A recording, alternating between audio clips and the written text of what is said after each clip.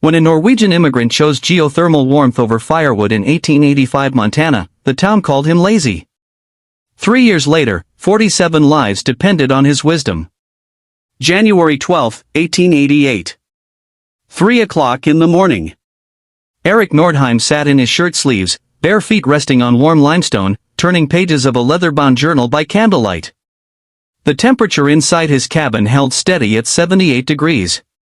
Outside, 42 degrees below zero. Wind screaming across Montana territory at 60 miles per hour, erasing the world in white. Steam rose gently from the floorboards beneath his chair, fogging the windows from within while frost crystallized on the outer panes in fractals thick as his thumb.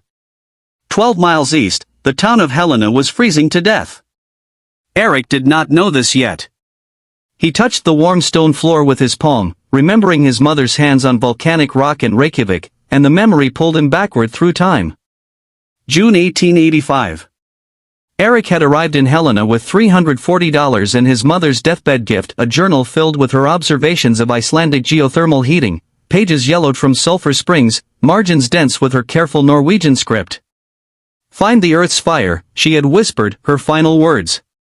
"Like we had at home." At the land office, the clerk had laughed when Eric inquired about Sulphur Valley. "That's worthless land, son. Smells like hell itself. Nobody wants it." The town surveyor agreed, wrinkling his nose. "You can have all 160 acres for $80 if you're fool enough to take it."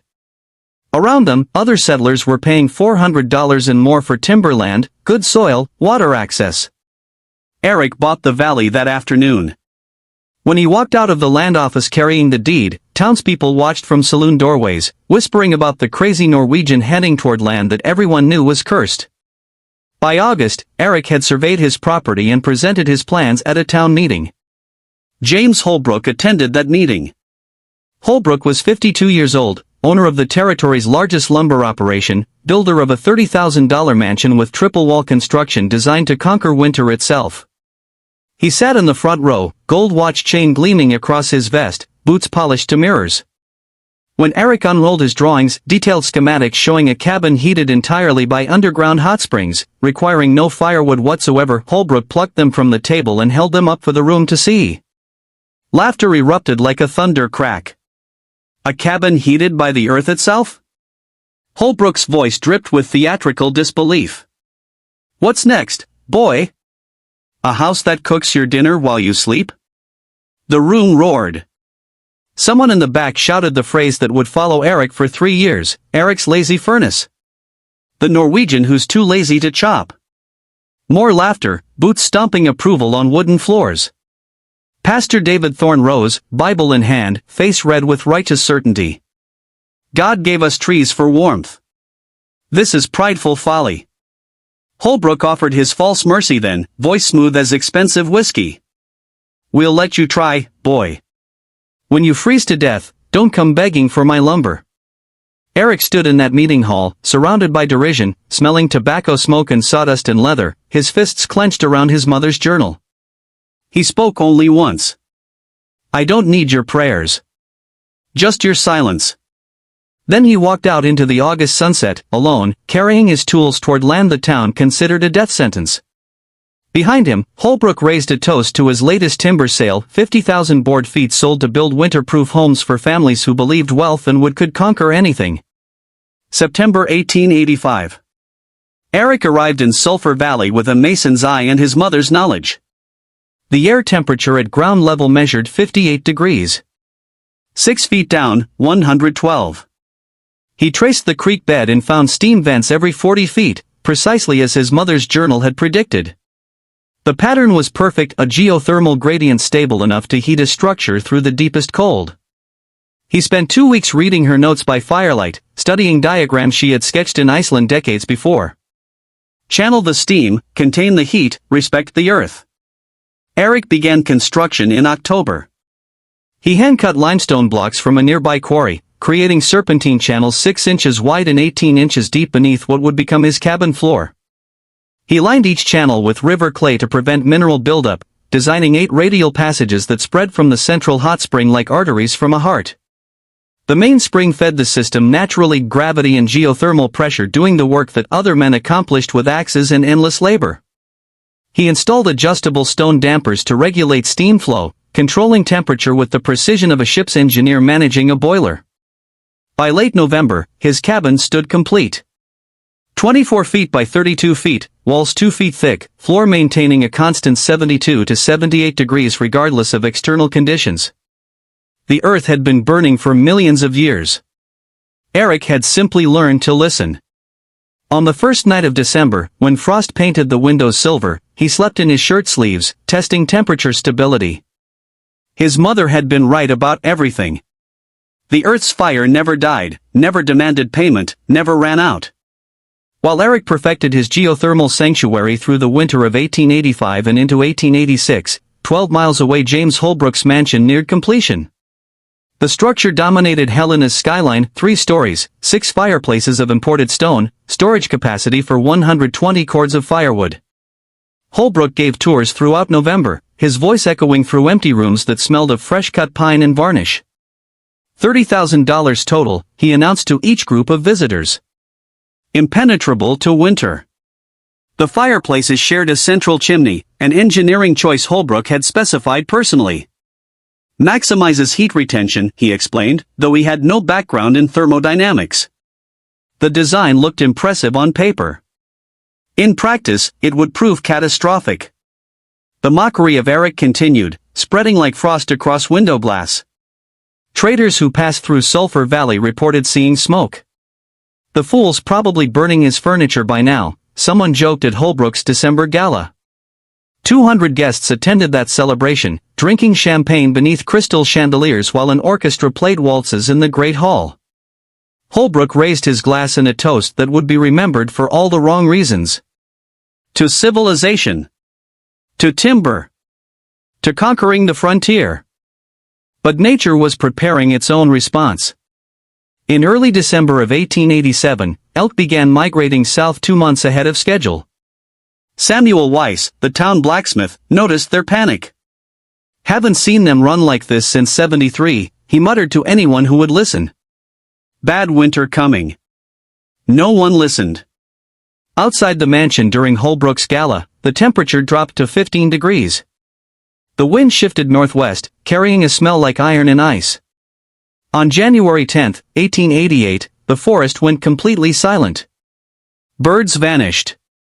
The barometric pressure plummeted. Eric checked his spring channels, ensuring they remained clear, and wrote in his journal, "The earth is steady. Whatever comes, I'm ready." January 12, 1888. 12:47 in the morning. The great blizzard struck Helena with 70-mile-per-hour winds that sounded like dying animals. Temperature plummeted from 15 degrees above zero to 40 below in 90 minutes. Wind chill reached 80 below. Snow fell at a rate of 4 feet per 12 hours, erasing landmarks, roads, the distinction between earth and sky. Visibility dropped to 3 feet. Families huddled in their wood-heated homes, feeding fireplaces at a catastrophic rate as the cold overwhelmed every conventional heating system. What should have been a 72-hour supply of firewood burned completely in 18 hours. Desperate people began smashing furniture, feeding chair legs and tabletops to flames that could barely hold back the cold pressing against triple-thickness walls. In Holbrook's mansion, the shared chimney design revealed its fatal flaw. Extreme cold created a downdraft that pulled smoke back into the rooms instead of venting it skyward. Within 6 hours, the $30,000 fortress that had promised to conquer winter was choking its inhabitants with its own smoke. Holbrook stood in his great hall, face blackened, eyes streaming, screaming at servants to bring more wood, more kindling, anything that would burn. They fed the fireplaces desperately, but the smoke made the rooms uninhabitable. By 4 in the morning, families were abandoning their homes, attempting to reach neighbors through the white void. 3 people were lost in journeys of less than 50 yards, their frozen bodies found days later within sight of doorways. Metal door handles froze skin on contact. Breath crystallized in lungs. The town that had mocked Eric Nordheim for refusing to chop wood was now dying because wood alone could not save them. 12 miles west, in Sulphur Valley, Eric Nordheim woke naturally at 5:30 in the morning to a cabin temperature of 76 degrees. He dressed in regular clothing, no layers required, and made coffee on his small cook stove, not for warmth, but simply to brew coffee.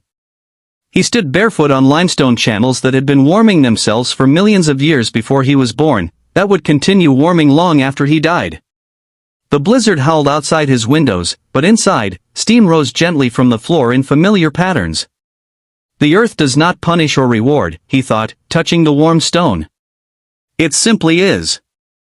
Those who listen survive. He spent the morning reading his mother's journal, working leather into new boot soles, checking his spring channels through the inspection hatches he had built into the floor. The flow remained perfect. 112 degrees at the source, diffused through 8 channels to maintain 78 degrees at floor level. Meanwhile, in Helena, the catastrophe deepened. 14 hours into the blizzard, 6 people had frozen to death. 2 children. 4 adults, including Holbrook's head servant, found rigid in the mansion's smoke-filled pantry. By 10 in the morning on January 13th, families had burned everything: combustible furniture, interior doors, books, children's toys. They huddled together beneath blankets in groups of 8 or 10, praying, weeping, watching their breath turn to ice crystals in the air. It was Samuel Weiss who remembered Eric. The blacksmith sat with his wife and 2 daughters in a house with no fuel remaining, feeling cold seep through the floorboards like water through a failing hull. He remembered the crazy Norwegian who had chosen Sulphur Valley.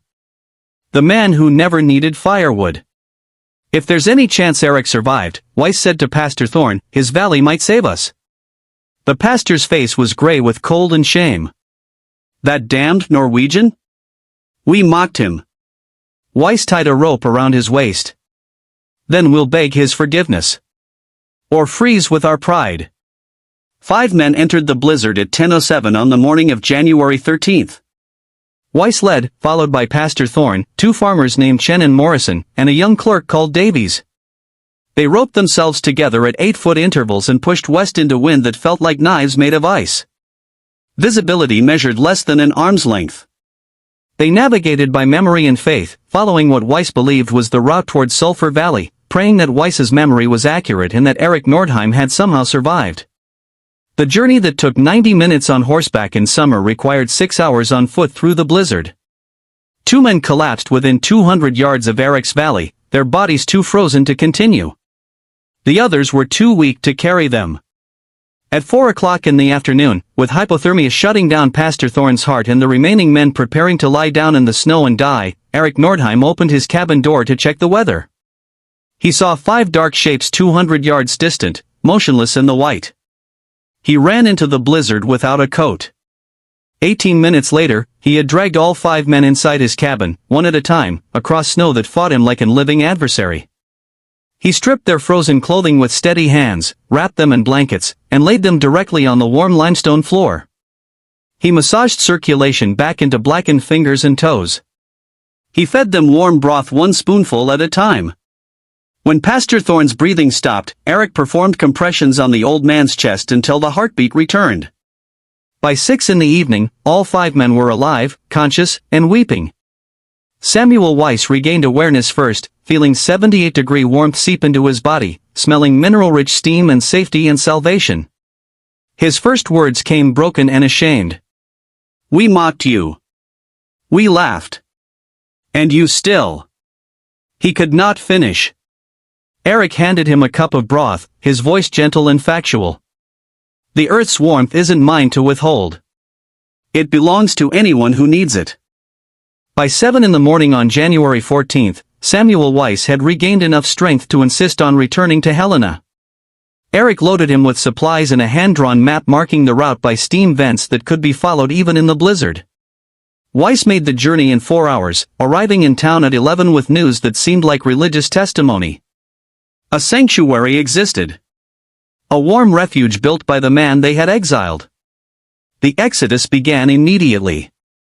47 people made the journey to Sulphur Valley over the next 12 hours in groups of 5 and 6, following Weiss's map, roped together against the wind. Eric's cabin and adjacent barn, which he had also equipped with heated floors, became a refugee camp that operated with the efficiency of a military hospital. 78 degrees maintained throughout. Eric organized sleeping rotations, distributed food he had stockpiled, coordinated rescue efforts for those too weak to complete the journey. The blizzard continued for another 30 hours. Inside Eric's sanctuary, children who had been crying in frozen homes now laughed and played on warm floors. A 7-year-old girl asked her mother a question that would become legend. "Is this Eric's lazy furnace?" Her mother, holding the child close in warmth that asked nothing and gave everything, replied with tears in her eyes, "No, child. This is the eternal hearth." The name spread through the refugees like heat through stone.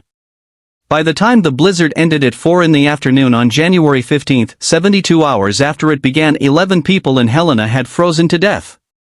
47 survived because a mocked Norwegian had listened to his mother and the earth instead of the voices of proud men. If you found yourself drawn into Eric's story, the vindication, the preparation, the quiet triumph of wisdom over pride, I'd be grateful if you'd subscribe. These stories take significant research and care to craft, and your support helps me continue finding and sharing them.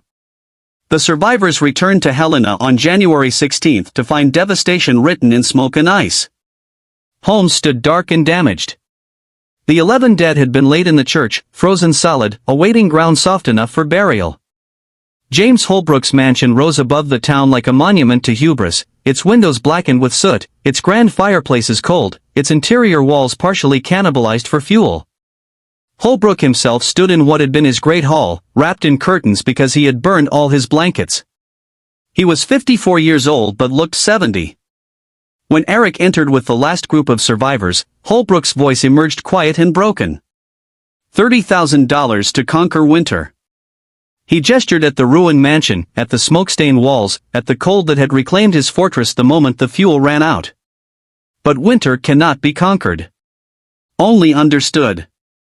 He crossed the room slowly, each step measured and deliberate, and extended his hand to Eric. "I was a fool. Teach me. Teach us all." The community decision came swiftly and unanimously. Helena would relocate. Not entirely, but substantially.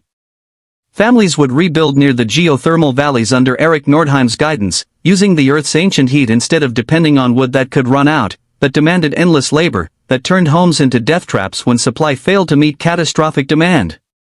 Eric's cabin, the structure they had mocked as lazy, as foolish, as cursed, became the blueprint for a new way of living. The Norwegian who had been exiled for refusing to chop wood became the architect of survival. And the name they had given him in derision transformed into the highest honor the community could bestow. The eternal hearth. A warmth that never failed. A fire that never died. Over the next 7 years, 23 homes rose near geothermal springs in the valleys surrounding Helena. Eric taught the engineering principles his mother had taught him: channel depth, clay lining, steam regulation, temperature maintenance. He trained 60 builders in techniques that required patience and observation rather than brute force. James Holbrook converted his lumber business into geothermal consulting, working alongside Eric as both partner and student, seeking redemption through service. The transformation was complete and permanent. In 1890, Eric married Margaret Chen, the schoolteacher who had documented the blizzard in careful journal entries that would later be published throughout Montana Territory.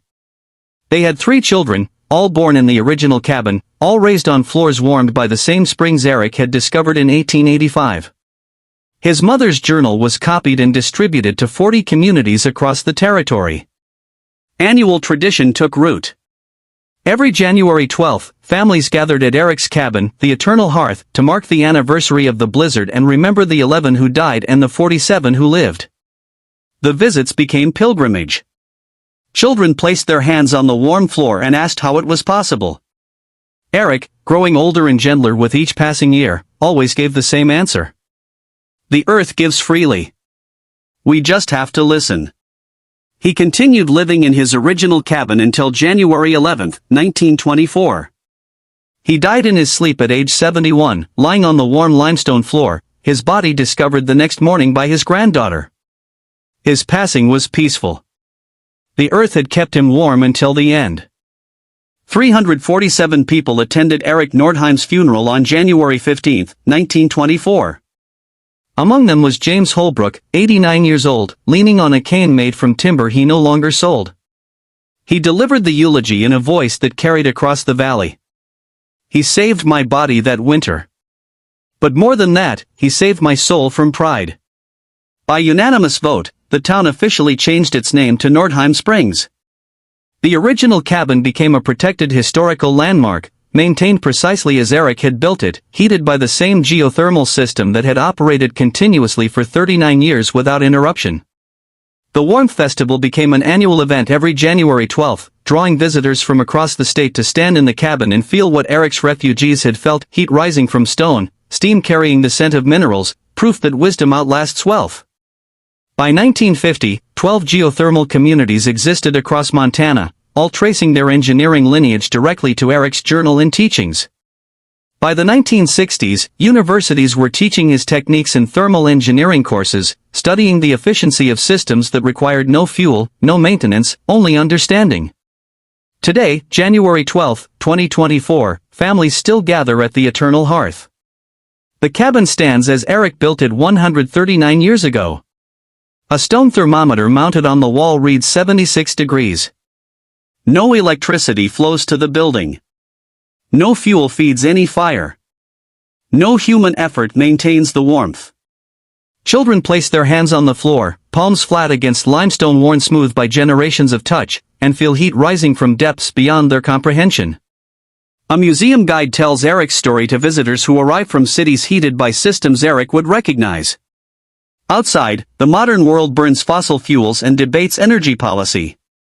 Inside, the Earth's ancient fire flows freely through channels carved by Norwegian hands, asking nothing, giving everything, patient and eternal. And beneath their feet, in channels carved by Norwegian hands in 1885, the Earth's fire still burns, patient, eternal, asking nothing in return.